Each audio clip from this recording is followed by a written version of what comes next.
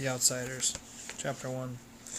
When I stepped out into the bright sunlight from the darkness of the movie house, I had only two things on my mind: Paul Newman and a ride home. I was wishing I looked like Paul Newman. He looks tough, and I don't. But I guess my own looks aren't so bad. I have light brown, almost red hair and greenish-gray eyes.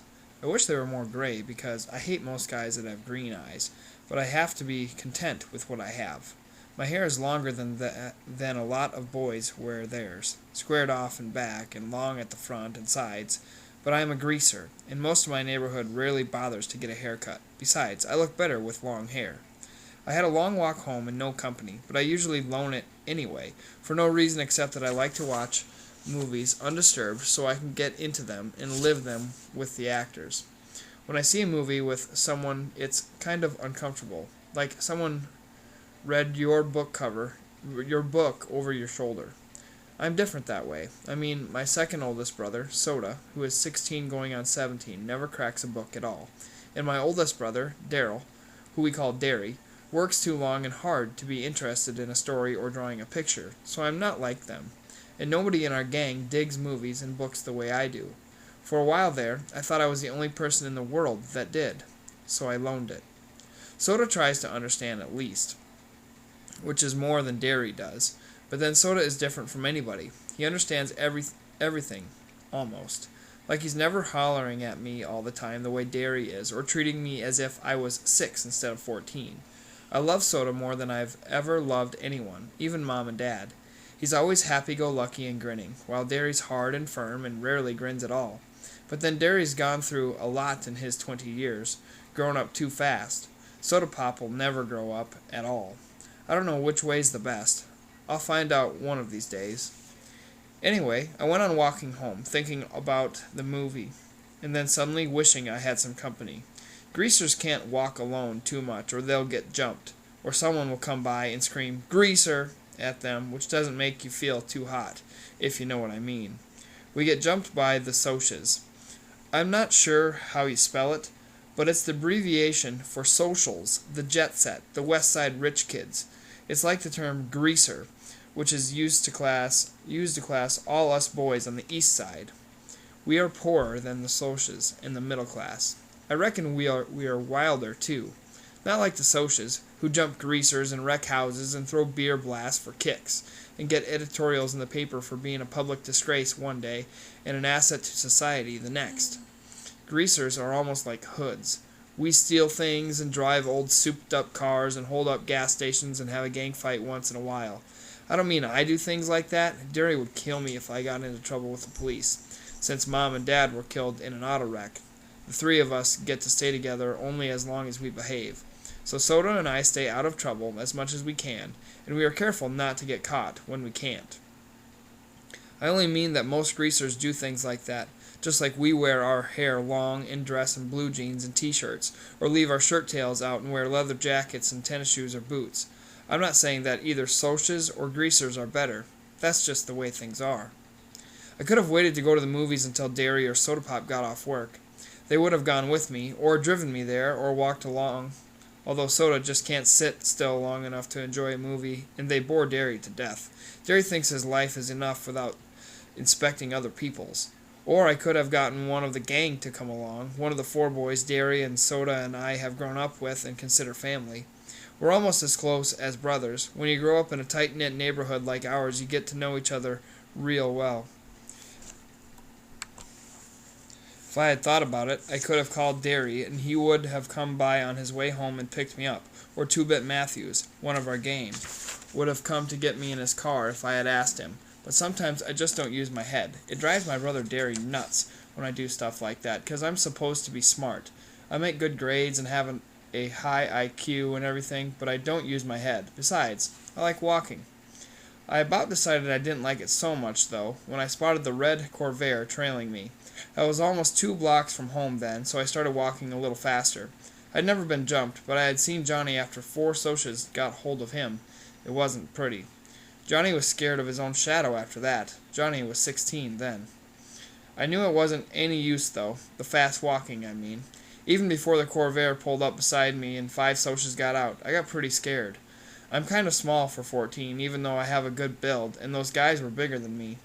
I automatically hitched my thumbs in my jeans and slouched, wondering if I could get away if I made a break for it. I remembered Johnny, his face all cut up and bruised, and I remember how he had cried when we found him, half conscious in the corner lot. Johnny had it awful rough at home. It took a lot to make him cry. I was sweating something fierce, although I was cold. I could feel my palms getting clammy and the perspiration running down my back. I get like that when I'm real scared. I glanced around for a pop bottle or a stick or something. Steve Randall, Soda's best buddy, had once held off 4 guys with a busted pop bottle, but there was nothing. So I stood there like a bump on a log while they surrounded me. I don't use my head. They walked around slowly, silently, smiling. "Hey, Grease," one said in an over-friendly voice. "We're going to do you a favor, Greaser. We're going to cut all that long, greasy hair off." He had on a Madras shirt. I can still see it. Blue Madras. One of them laughed, then cussed me out in a low voice. I couldn't think of anything to say. There just isn't a whole lot you can say while waiting to get mugged, so I kept my mouth shut. "Need a haircut, Greaser?" The medium-sized blonde pulled a knife out of his back pocket and flipped the blade open. I finally thought of something to say. No. I was backing up, away from that knife. Of course I backed right into one of them. They had me down in a second. They had my arms and legs pinned down, and one of them was sitting on my chest with his knees on my elbows. And if you don't think that hurts, you're crazy. I could smell English leather, shaving lotion, and stale tobacco, and I wondered foolishly if I would suffocate before they did anything. I was scared so bad I was wishing I would. I fought to get loose, and almost did for a second. Then they tightened up on me, and the one on my chest slugged me a couple of times, so I lay still, swearing at them between gasps. A blade was held against my throat. "How'd you like that haircut? To begin just below the chin." It occurred to me then that they could kill me. I went wild. I started screaming for soda, dairy, anyone. Someone put his hand over my mouth, and I bit it as hard as I could, tasting the blood running through my teeth. I heard a muttered curse, and got slugged again, and they were stuffing a handkerchief in my mouth. One of them kept saying, "Shut him up, for Pete's sake, shut him up." Then there were shouts and the pounding of feet, and the Socs jumped up and left me lying there gasping. I lay there and wondered what in the world was happening. People were jumping over me and running by me, and I was too dazed to figure it out. Then someone had me under the armpits and was hauling me to my feet. It was Derry. "Are you all right, Pony Boy?" He was shaking me, and I wished he'd stop. I was dizzy enough anyway. I could tell it was Derry, though, partly because of the voice, and partly because Derry's always rough with me without meaning to be. "I'm okay. Quit shaking me, Derry. I'm okay." He stopped instantly. "I'm sorry." He wasn't really. Derry isn't ever sorry for anything he does. It seems funny to me that he should look just exactly like my father and act exactly the opposite from him. My father was only 40 when he died, and he looked 25, and a lot of people thought Derry and Dad were brothers instead of father and son. But they only looked alike. My father was never rough with anyone, without meaning to be. Derry is 6'2", and broad-shouldered and muscular. He has dark brown hair that kicks out in front, and a slight colic in the back, just like Dad's, but Derry's eyes are his own. He's got eyes that are like 2 pieces of pale blue-green ice. They've got a determined set to them, like the rest of him. He looks older than 20. Tough, cool, and smart. He would be real handsome if his eyes weren't so cold. He doesn't understand anything that is not plain hard fact, but he uses his head. I sat down again, rubbing my cheek, where I'd been slugged the most. Derry jammed his fists in his pockets. "They didn't hurt you too bad, did they?" "They did. I was smarting and aching, and my chest was sore, and I was so nervous my hands were shaking, and I wanted to start bawling, but you just don't say that to Derry." "I'm okay." Soda Pop came loping back. By then I had figured that all the noise I had heard was the gang coming to rescue me. He dropped down beside me, examining my head. "You got cut up a little, huh, Pony Boy?" I looked at him blankly. "I did?" He pulled out a handkerchief, wet the end of it with his tongue, and pressed it gently against the side of my head. "You're bleeding like a stuck pig." "I am?" "Look." He showed me the handkerchief, reddened as if by magic. "Did they pull a blade on you?" I remembered the voice. "Need a haircut, Greaser?" The blade must have slipped while he was trying to shut me up. "Yeah." Soda is handsomer than anyone else I know. Not like Derry. Soda's movie star kind of handsome. the kind that people stop on the street to watch go by. He's not as tall as Derry, and he's a little slimmer, but he has a finely drawn, sensitive face that somehow manages to be reckless and thoughtful at the same time.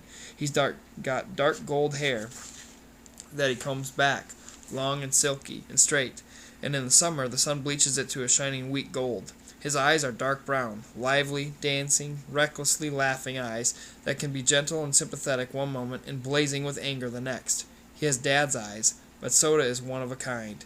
He can get drunk in a drag race or dancing without ever getting near alcohol. In our neighborhood, it's rare to find a kid who doesn't drink once in a while, but Soda never touches a drop. He doesn't need to.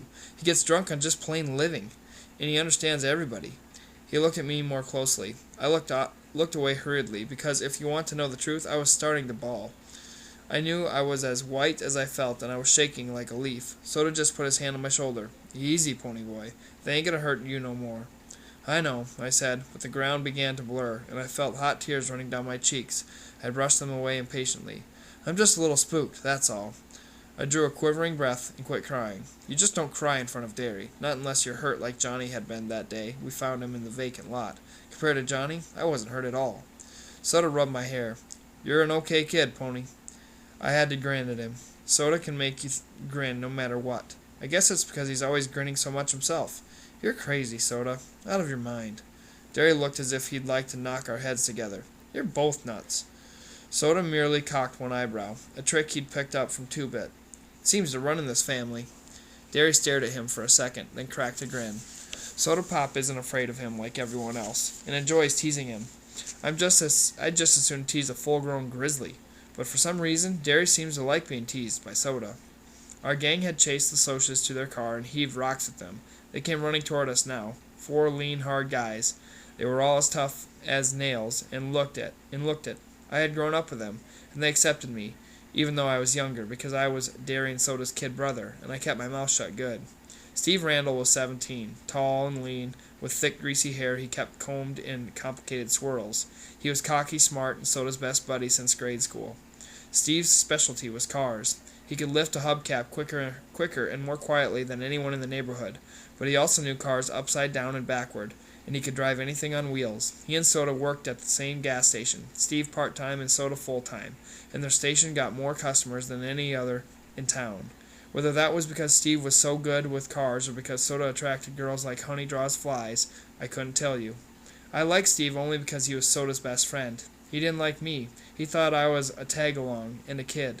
Soda always took me with them when they went places if they weren't taking girls, and that bugged Steve. It wasn't my fault. Soda always asked me. I didn't ask him. Soda doesn't think I'm a kid. Two-Bit Matthews was the oldest of the gang, and the wisecracker of the bunch. He was about 6 feet tall, stocky in build, and very proud of his long, rusty-colored sideburns. He had gray eyes and a wide grin, and he couldn't stop making funny remarks to save his life. You couldn't shut up that guy. He always had to get his 2 bits worth in, hence his name. Even his teachers forgot his real name was Keith, and we hardly remembered he had one. Life was one big joke to 2-Bit.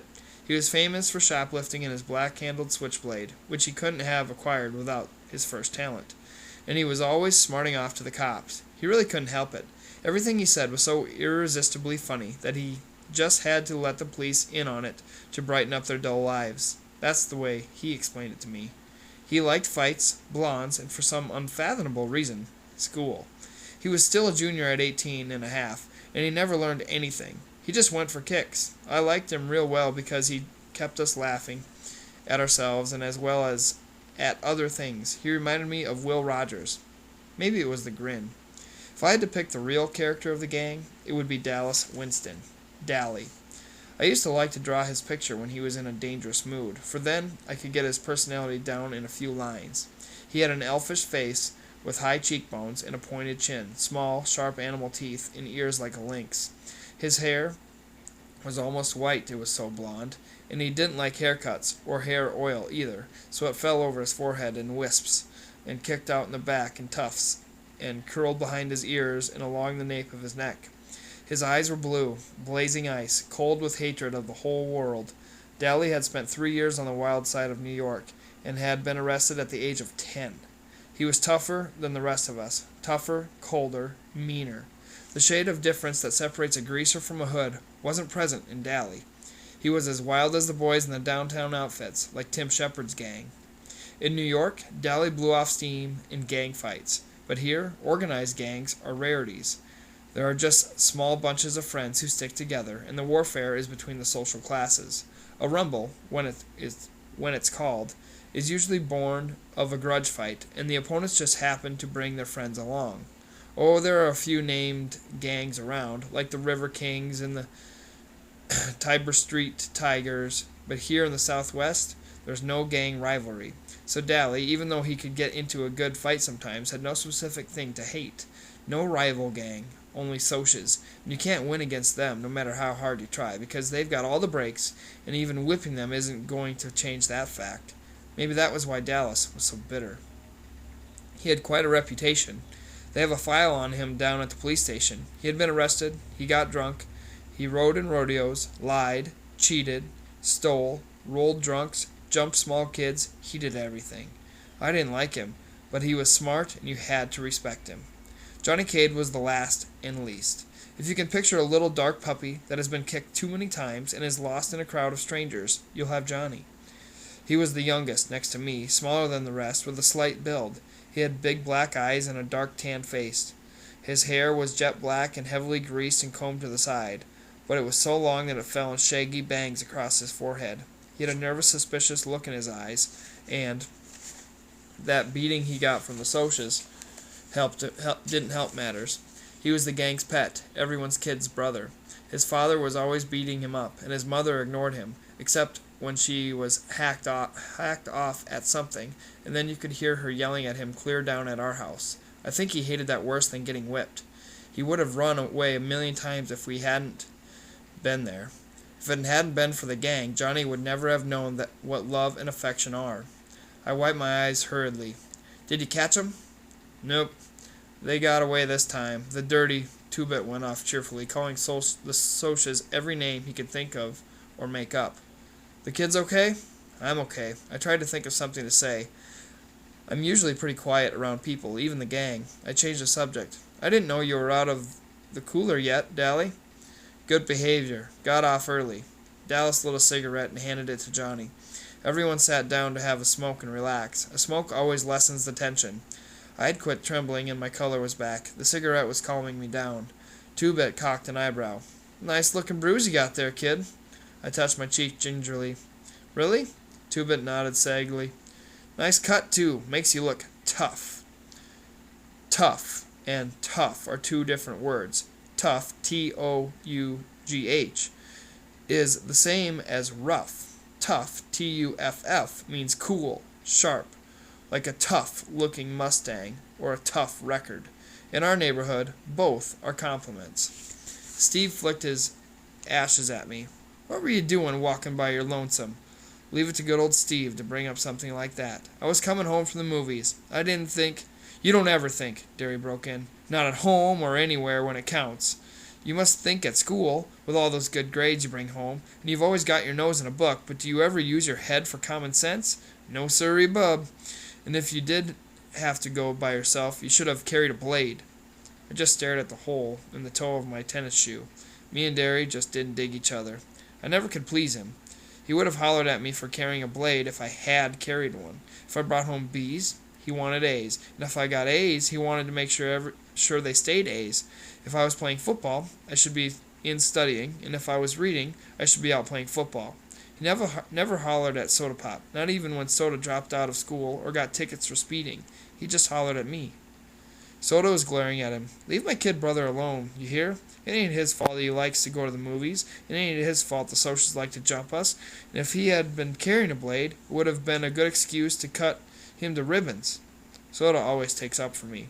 Derry said impatiently, When I want my kid brother to tell me what to do with my other kid brother, I'll ask you, kid brother. But he laid off me. He always does when Soda Pop tells him to, most of the time. Next time, get one of us to go with you, Pony Boy, Two-Bit said. Any of us will. Speaking of movies, Dally yawned, flipping away his cigarette butt, I'm walking over to the Nightly Double tomorrow night. Anybody want to come and hunt some action? Steve shook his head. Me and Soda are picking up Evie and Sandy for the game. He didn't need to look at me the way he did right then. I wasn't going to ask if I could come. I never tell Soda, but he really likes Steve a lot. But sometimes I can't stand Steve Randall. I mean it. Sometimes I hate him.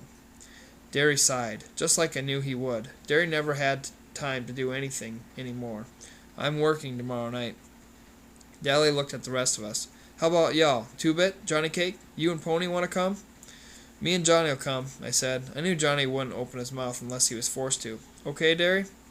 Yeah, since it ain't a school night. Derry was real good about letting me go places on the weekends. On school nights, I could hardly leave the house. I was planning on getting boozed up tomorrow night, Two-Bit said.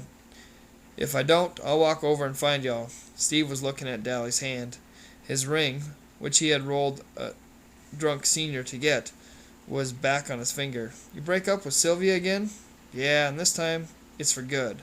That little broad was two-timing me again while I was in jail. Thought of Sylvia and Evie and Sandy and Two-Bit's many blondes. They were the only kind of girls that would look at us, I thought. Tough, T-O-U-G-H, loud girls who wore too much eye makeup and giggled and swore too much. I liked Soda's girl Sandy just fine, though. Her hair was natural blonde, and her laugh was soft, like her china blue eyes. She didn't have a real good home or anything, and was our kind, greaser, but she was a real nice girl. Still, lots of times I wondered what other girls were like. The girls who were bright-eyed and had their dresses a decent length and acted as if they'd like to spit on us if given a chance. Some were afraid of us, and remembering Dallas Winston, I didn't blame them. But most looked at us like we were dirt. Gave us the same kind of look that the Socs did when they came by in their Mustang and Corvairs and yelled, "Grease!" at us. I wondered about them. The girls, I mean. Did they cry when their boys were arrested, like Evie did when Steve got hauled in, or did they run out on them the way Sylvia did Dallas? But maybe their boys didn't get arrested or beaten up or busted up in rodeos. I was still thinking about it while I was doing my homework that night. I had to read Great Expectations for English, and that kid Pip, he reminded me of us. The way he felt marked lousy because he wasn't a gentleman or anything, and the way that girl kept looking down on him. That happened to me once. One time in biology, I had to dissect a worm, and the razor wouldn't cut, so I used my switchblade. The minute I flicked it out, I forgot what I was doing, or I would never have done it. This girl, right beside me, kind of gasped and said, "They are right. You are a hood." That didn't make me feel so hot. There were a lot of Socs in that class. I get put into A classes because I'm supposed to be smart, and most of them thought it was pretty funny. I didn't, though. She was a cute girl. She looked real good in yellow. We deserve a lot of our trouble, I thought. Dallas deserves everything he gets, and should get worse, if you want the truth. And Two-Bit, he doesn't really want or need half the things he swipes from stores. He just thinks it's fun to swipe everything that isn't nailed down. I can understand why Soda Pop and Steve get into drag races and fight so much, though. Both of them have too much energy, too much feeling, with no way to blow it off. "Rub harder, Soda," I heard Derry mumbling. "You're going to put me to sleep." I looked through the door. Soda Pop was giving Derry a back rub. Derry is always pulling muscles. He roofs houses, and he's always trying to carry 2 bundles of roofing up the ladder. I knew Soda would put him to sleep, because Soda can put about anyone out when he sets his head to it. He thought Derry worked too hard anyway. I did, too. Derry didn't deserve to work like an old man when he was only 20. He had been a real popular guy in school. He was captain of the football team, and he had been voted Boy of the Year. But we just didn't have the money for him to go to college, even with the athletic scholarship he won, and now he didn't have time between jobs to even think about college. So he never went anywhere and never did anything anymore except work out at gyms and go skiing with some old friends of his sometimes. I rubbed my cheek where it had turned purple. I had looked in the mirror, and it did make me look tough, but Derry had made me put a Band-Aid on the cut. I remembered how awful Johnny had looked when he had gotten beaten up. I had just as much right to use the streets as the Socs did, and Johnny had never hurt them. Why did the Socs hate us so much? We left them alone. I nearly went to sleep over my homework trying to figure it out. Soda Pop, who had jumped into bed by this time, yelled sleepily for me to turn off the light and get to bed. When I finished the chapter I was on, I did. Lying beside Soda, staring at the wall, I kept remembering the faces of the Socs as they surrounded me. That blue Madras shirt the blonde was wearing, and I could still hear a thick voice. Need a haircut, greaser. I shivered. You cold, Ponyboy? A little, I lied. Soda threw one arm across my neck. He mumbled something drowsily. Listen, kiddo, when Derry hollers at you, he don't mean nothin'. He's just got more worries than somebody his age ought to. Don't take him serious. You dig, Pony? Don't let him bug you. He's really proud of you 'cause you're so brainy. It's just because you're the baby. I mean, he loves you a lot. Savvy? Sure, I said, trying for Soda's sake to keep the sarcasm out of my voice. Soda? Yeah. How come you dropped out? Never have gotten over that. I could hardly stand it when he left school. 'Cause I'm dumb. The only things I was passin' anyway were auto mechanics and gym. You're not dumb. Yeah, I am. Shut up, and I'll tell you something. Don't tell Derry, though. Okay. I think I'm gonna marry Sandy. After she gets out of school, and I get a better job and everything. I might wait till you get out of school, though, so I can still help Derry with the bills and stuff. Tough enough? Wait till I get out, though, so you can keep Derry off my back. Don't be like that, kid. I told you he don't mean half of what he says. You in love with Sandy? What's it like? He sighed happily. It's real nice. In a moment his breathing was light and regular. I turned my head to look at him, and in the moonlight he looked like some Greek god come to earth. I wondered how he could stand being so handsome. Then I sighed. I didn't quite get what he meant about Derry. Derry thought I was just another mouth to feed and somebody to holler at. Derry love me? I thought of those hard, pale eyes. Soda was wrong for once, I thought. Derry doesn't love anyone or anything except maybe Soda.